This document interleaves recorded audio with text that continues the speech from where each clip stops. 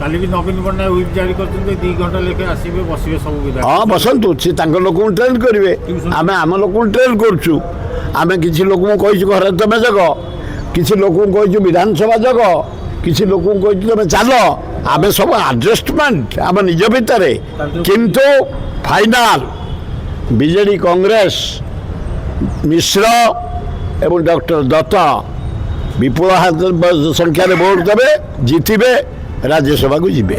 ସଭାପତିଙ୍କର କ'ଣ ଏତିକି ଫେଥ୍ ନାହିଁ ଯେ ନିଜ ନେତାମାନେ ଭୋଟ ଦେବେ? ହେ ସେମିତି ଫେଥ୍ କାହା ପରେ କ'ଣ କରିବ ମ? ଆମେ ଗୋଟେ ବନ୍ଧୁ ହିସାବରେ ଯାଇଛୁ ବୁଲିକି ଆସିବୁ, ସେତିକି ଭୋଟା ଫେଥ୍ କ'ଣ? ଏଠି ବନ୍ଧୁତ୍ୱ ଭାଇଚାରିଆ, ଆମେ ଯାଇଛୁ ବୁଲିକିରି ଆସିବୁ। ଏଠି କୌଣସି ରାଜନୀତି ନାହିଁ। ଡିସିସନ୍ ବା କହିଲେ MLA ଡିସିସନ୍ ନେଇଯାଇଛନ୍ତି। ଆମେ ନବୀନ ସହିତ 14 ଯାକ କଂଗ୍ରେସ ସ୍ୱାଭିମାନୀ ଭୋଟ ଡକ୍ଟର ଦତ୍ତ ଡକ୍ଟର ମିଶ୍ରଙ୍କୁ ଦେବୁ। ଭାଇଚାରା ନା ଘୋଡ଼ା ବେପାର ଯୋଗୁଁ ପଳେଇ? ନାଇଁ ଭାଇଚାରିଆ ଦେବୁ। ଏମାନେ ଯେଉଁମାନେ ଯାଇଛନ୍ତି ସେମାନେ ଘୋଡ଼ା ବେପାର ଲୋକ, ସେମାନେ କୋଟି କୋଟି ଟଙ୍କାର ମାଲିକ। ସେ କ'ଣ ଘୋଡ଼ା ବେପାର କରିବେ? କେତେ ପଇସା ତୁମେ ଦେବ ଏ ରାଜ୍ୟସଭା ପାଇଁ? କିଛି ନାହିଁ। କଂଗ୍ରେସ କମି, କିନ୍ତୁ ଆଜି ମୁଁ ଆପଣମାନଙ୍କ ଜରିଆରେ ଜଣାଇ ଦେବା ପାଇଁ ଚାହେଁ, ହେ ଡବଲ ଇଞ୍ଜିନ, ହେ ନରେନ୍ଦ୍ର ମୋଦି, ହେ ମୋହନ ମାଝୀ, ହାହାକାର ଗ୍ୟାସ୍ ପାଇଁ। ଗ୍ୟାସ୍ ମିଳୁନି। କ୍ଷୁଦ୍ର ଦୋକାନୀ କିଏ ଅଣ୍ଡା ସିଝେଇ, କିଏ ଆମଲେଟ୍ କରି, କିଏ ପକୋଡ଼ି ଛାଣି, କିଏ ସିଙ୍ଗଡ଼ା ଛାଣି ଗ୍ୟାସ୍ରେ, କିଏ ବାରମଜା ଗାଡ଼ି ବଞ୍ଚି ଯାଉଥିଲେ। ଗାଁ ଗହଳିଠୁ ସହର ପର୍ଯ୍ୟନ୍ତ ଚକା ବନ୍ଦ, ମିଳୁନି କେଉଁଠି।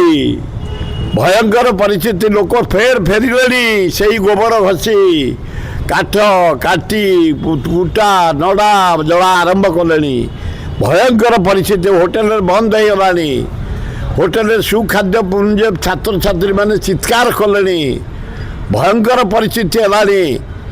ବଡ଼ ବଡ଼ କଥା କହନି ନରେନ୍ଦ୍ର ମୋଦି, ଆଲୋଚନା କର। ରୁଷିଆ ସବୁ ଯୋଗାଇଲାଣି। ଗ୍ୟାସ୍ ଆଣି ଯୋଗାଉ, ଡିଜେଲ ପେଟ୍ରୋଲ ଯୋଗାଉ, ଦରଦାମ କମାଉ। ଖାଇବା ତେଲ ରେଟ୍ ବଢ଼ିଛି, ଘିଅ ରେଟ୍ ବଢ଼ିଛି, ଅଟା ରେଟ୍, ସୁଜି ରେଟ୍, ମଇଦା ରେଟ୍, ଡାଲି ରେଟ୍, ମସଲା ରେଟ୍, ପନିପରିବା ରେଟ୍। ଆମେ ମରୁଛୁ। ଏଥିପ୍ରତି ଦୃଷ୍ଟି ଦିଅ। କିପରି ଆମେ ବଞ୍ଚିବୁ ଓଡ଼ିଶାରେ, ଭାରତ ବର୍ଷରେ? ସେ ପତିଆରା ଆମକୁ ନରେନ୍ଦ୍ର ମୋଦି ଦେଖାଉନି, ସେ ଅଭିଭାଷଣ ଦେଖାଉନି, ସେ ଶୁଖିଲା କଥା ଦେଖାଉନି। ଅଲାଜୁକ ପ୍ରାଇମ୍ ମିନିଷ୍ଟର, ତମେ ଓଡ଼ିଶାକୁ ଟଙ୍କାଟା ଦେଲଣି, 10 ଥର ଆସି ଗଲଣି। ଆମେ କହିଲୁ ଓଡ଼ିଶାର ମହାନଦୀ ତଳେ ଶୁଖିଲା ସବୁ ନଦୀ, କାଠଯୋଡ଼ି ମହାନଦୀ ସବୁ ତଳେ ଗୋଟେ ବନ୍ଧ ପକାଇ ଦିଅ। ଟଙ୍କା 20,000 କୋଟି ହେଇପାରିଲାନି। ତମେ ସେଇଠି ଦେଉଛ ବିହାରକୁ, ସେଇଠି ଦେଇଛ ଆନ୍ଧ୍ରକୁ। ଦୁଃଖଦାୟକ ଘଟଣା।